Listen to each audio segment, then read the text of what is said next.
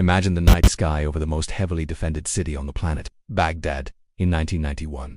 The Iraqi air defense system, built by the finest Soviet and French engineers, was considered impenetrable. Hundreds of radars scoured the sky, while thousands of anti-aircraft missiles and guns stood ready to obliterate any target that dared to violate its airspace. And then, suddenly, in the very heart of this citadel, detonating explosions erupted. The communications center, command bunkers, radar installations, the keynotes of the entire defense system were reduced to flaming ruins. But the radar screens were blank. There were no planes, no missiles, nothing.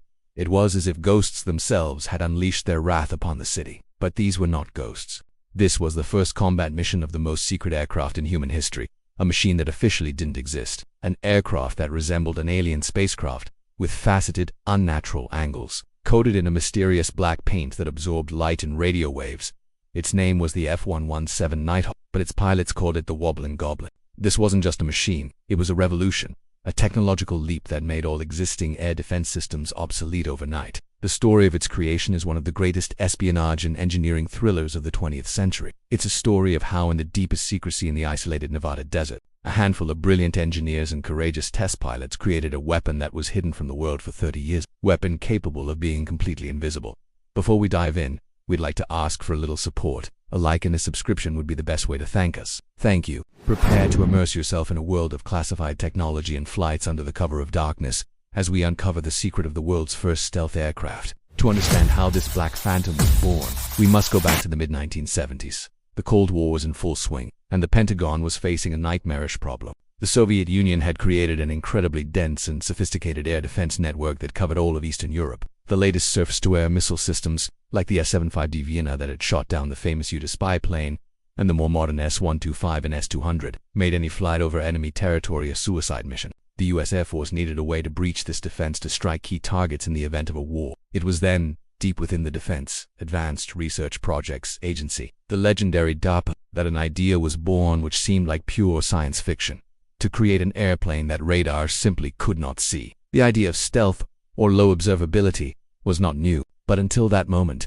all attempts had been limited to using radar-absorbent materials or special shaping that only slightly reduced an aircraft distance. A radical breakthrough was needed, and that breakthrough came not from the world of aviation, but from mathematics. In the early 1970s, Soviet physicist and mathematician Pyotr Ofimtsev published a paper titled Method of Edge Waves in the Physical Theory of Diffraction. He laid out a mathematical model for calculating exactly how radio waves reflect off flat surfaces. In the Soviet Union, his work was largely ignored, considered to be of purely theoretical interest. But a translation of this paper fell into the hands of analysts at Lockheed's secret division, the famed Skunk Works, led by the legendary designer Kelly Johnson, creator of aircraft like the U-2 and the SR-71 Blackbird. The Skunk Works engineers, particularly the brilliant mathematician Dunia, realized that Ofimtsev's work was the key to creating a truly stealth aircraft. They understood that if they built an aeroplane not of smooth aerodynamic curves, but of a collection of flat, triangular panels angled in a specific way, they could make radar waves reflect away from the antenna like light off a faceted diamond. To a radar, such an aircraft would appear no larger than a small bird, or perhaps just background clutter on the screen. The idea was revolutionary, but it flew in the face of all the laws of aerodynamics. An aircraft built on this principle should have been extremely unstable in flight. In fact, it should have been but by then, the first fly-by-wire control systems had emerged, computers that could make thousands of corrections per second to the control circuit, making even the most unstable airframe manageable. The project was given the code name Half Blue. In the utmost secrecy, at the famous Area 51 in the Nevada desert, 2 scaled-down technology demonstrators were built. They looked absolutely alien, faceted, angular, without a single smooth line. Even the engine air intakes were covered with special grills to hide the spinning turbine blades, a major source of radar reflection. The very first tests exceeded all expectations. When one of the Half Blue prototypes took to the air, the tracking radars at the test range simply lost it. It vanished. The operators could see it with their own eyes, but their screens were empty.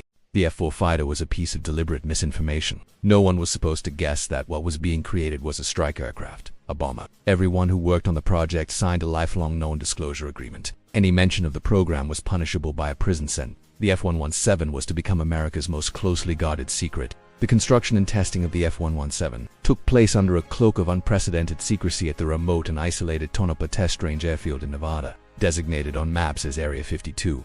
The pilots selected for the program were the best of the best. They effectively vanished from their lives. From Monday to Friday, they lived on the secret base, flying at night in machines that officially did not exist. On weekends, they returned home to their families, but were forbidden from saying a single word about their work. Their wives and children believed that they were testing ordinary aircraft. These pilots were true phantoms. They lived double lives. All flights were conducted at night to avoid detection by Soviet spy satellites. The aircraft itself was unique in every way. Its angular shape, coated in special radar-absorbent paint, made it an aerodynamic nightmare. Pilots said it flew like a brick. It had no radar of its own, so as not to emit any signals. All targeting was accomplished using an inertial navigation system and a laser. It was subsonic, not particularly maneuverable, and carried only to laser-guided bombs. Its sole defense was its invisibility. The pilots nicknamed it the Wobblin Goblin for its instability in flight and its bizarre appearance. The entire program was built on risk. One of the test pilots was killed during a training flight, but step by step, flight by flight, the Air Force mastered this alien weapon. For 10 years, from 1981 to 1988, the world knew nothing of the F-117's existence. An entire squadron of Black Phantoms was based in the desert, ready at a moment's notice to strike an enemy who had no idea they were there. But keeping such a secret forever was impossible. Rumors began to leak. People living near the Nevada desert sometimes saw strange, silent, triangular lights in the night sky. In 1988, the Pentagon, realizing that hiding the aircraft any longer was pointless, decided to lift the veil of secrecy. A single, grainy photograph of the F-117 was released. The world gasped. It looked like no aircraft anyone had ever seen before. It was a shock, a demonstration of technological superiority that forced military analysts worldwide to rethink everything they knew about aerial warfare. But the Nighthawk's true baptism by fire was yet to come. The first combat operation for the F-117 was the 1989 invasion of Panama. 2 aircraft were tasked with dropping bombs near barracks housing soldiers loyal to the dictator Noriega, with the goal of stunning and demoralizing them without causing fatalities. The mission was not entirely successful due to poor coordination, but it provided the pilots with invaluable combat experience. The Nighthawk's true moment of triumph, however, awaited in the skies over Iraq during Operation Desert Storm in 1991 as the F-117 S-THAADs delivered the opening strikes of the war. On the very first night, hours before the main air campaign began, a squadron of Nighthawks penetrated Iraqi airspace with impunity. They flew directly over Baghdad, which was lit up and appeared to be a city at peace. The Iraqi radars were silent. They simply did not see them. With surgical precision, the F-117s dropped their laser-guided bombs on key targets, command centers, communication hubs, air defense headquarters, and government buildings. Overnight, Iraq's entire centralized defense system was decapitated and blinded. When hundreds of conventional aircraft swarmed into Iraqi skies a few hours later, they were already flying through breaches in the defenses created by the stealth jets. Over the course of the war, F-117s flew more than 1,200 combat sorties. They made up only 2.5% of the coalition's tactical aircraft, but struck over 40% of all strategic targets, and not a single plane was lost. Not one F-117 was even damaged by enemy fire. It was an absolute, unqualified victory for stealth technology. The F-117 became the symbol of a new era in military aviation, an era dominated by those who could strike while remaining unseen. Its angular, ominous silhouette became an icon of American military might. But all technology eventually becomes obsolete, and even invisibility has its limits. The triumph in Iraq made the F-117 a legend, but the story of this incredible aircraft didn't end there. And it was a story not only of victories but also of tragedy. The Nighthawk's next major test came during the NATO operation against Yugoslavia in 1999. And it was here that the impossible happened. On March 27, 1999, on the 4th day of the bombing campaign, an F-117 with tail number 802 and call sign Vega 31, piloted by Lieutenant Colonel Dale Zelko, was shot down. How could this have happened? How could a stealth aircraft be detected and destroyed by an obsolete, Soviet-made S-125 Niva? The story is still surrounded by debate and myth, but the most likely version is a combination of ingenious tactics by the Serbian missile crew and a stroke of bad luck. The Serbian battery commander, Colonel Doni, was not just a soldier but a talented engineer. He understood that a stealth aircraft couldn't be caught using standard methods, so he employed an unconventional approach.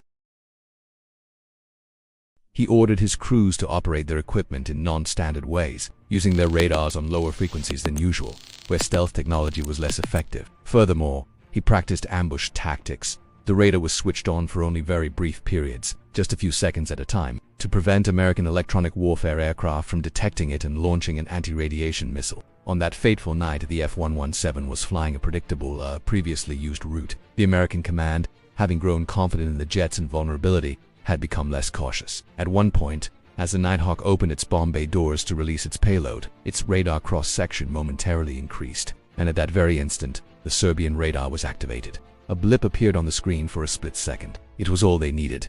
Donnie gave the order to fire. 2 missiles streaked into the night sky. One of them detonated near the aircraft, and its shrapnel tore through the wing and fuselage. The plane went out of control. The pilot, Dale Zelko, managed to eject. He spent several hours hiding on the ground before being rescued by a Sachandra rescue team. And the wreckage of the first and only F-117 ever shot down in combat became a national treasure in Serbia. It was put on display in the Aviation Museum in Belgrade. The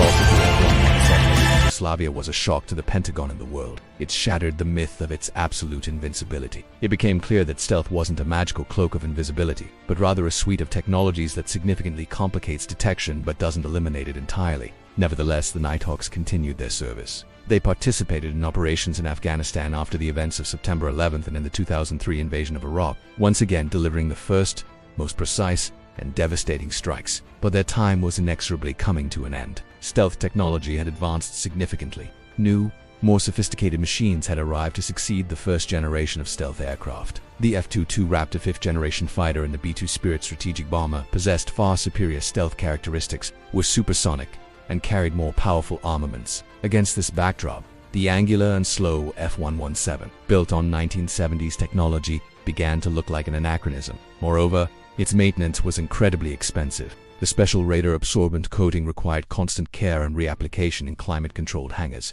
Any scratch or chip could dramatically increase its visibility to radar. In 2008, after 27 years of secret and combat service, the U.S. Air Force officially retired the F-117 Nighthawk from service. It was a quiet and modest end for an aircraft that had once changed the rules of war. It seemed the story of the Black Phantom was over, but that wasn't entirely true. Even after their official retirement, many F-117s were not sent to the scrapyard. They were mothballed at their old home base of Tonopah in Nevada, kept in flyable condition. In the years that followed, aviation enthusiasts and spotters repeatedly sighted and photographed Nighthawks in the skies over the desert. For a long time, the Air Force did not comment on these sightings, but eventually acknowledged that the aircraft were being used for various research projects, testing new systems, and serving as aggressors in training enemy stealth aircraft to train American pilots and air defense crews. So, even in retirement, the Wobblin Goblin continued its secret service, helping to prepare for the wars of the future.